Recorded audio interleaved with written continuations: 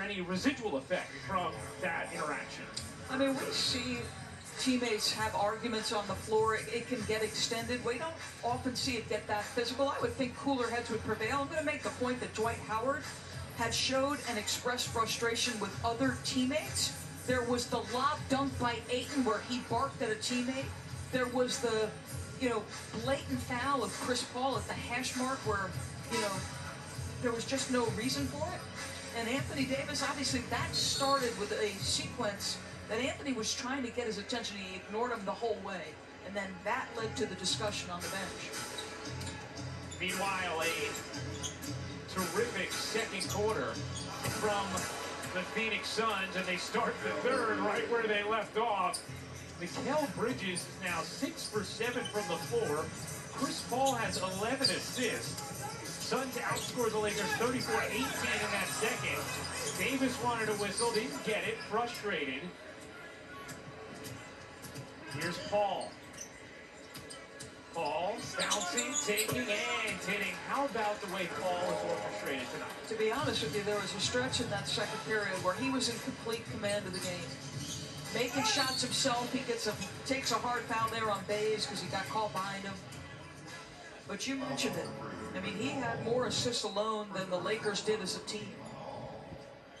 And just navigates into that mid-range. I said that he and Devin Booker a season ago were two of the most productive mid-range players in the league.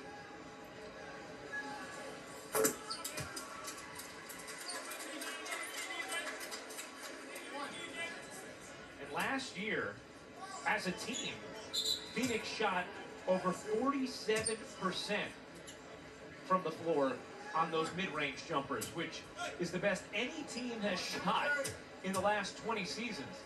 And what's interesting is when you look at some of the other teams that are close to that number on the list, they're very successful Golden State Warriors teams. Right, that's exactly right. Kevin Durant, obviously effective in that range. And Steve Kerr would always talk about that. We're not punching a certain number of threes. We're trying to create good shots, open shots, rather than shunning the mid-range.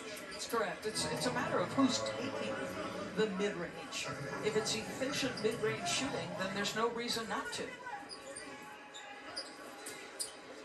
Mike, do you think the Lakers feel like, oh, that's a victory when Chris Paul is open from 16 feet away in a big shot? No, he's money there.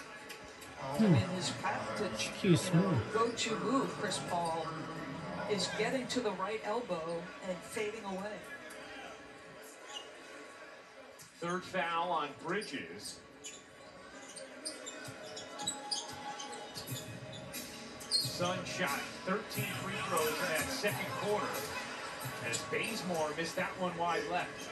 Is there any reason with the size and ability of the Lakers that they should be outscored the way they were in the first half in the paint?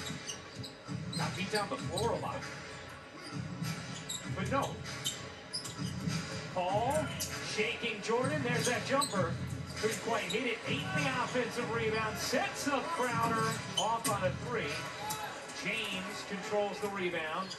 James and Westbrook each with 3 fouls as James tried to lob it to Jordan. And a whistle called against Paul.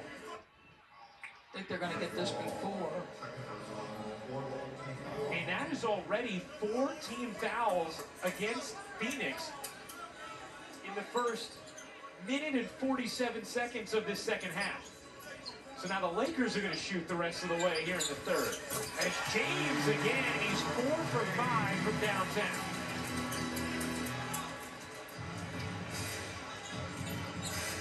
LeBron James has averaged 25 points each of the last 17 seasons. Most seasons all time for any player averaging at least 25. Nobody else has more than 12. Westbrook in it to 3.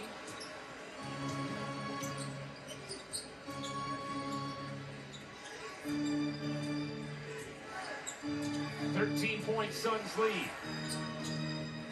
Paul, pull up is good. Chris Paul in the mid-range, 15 points, 11 assists. He's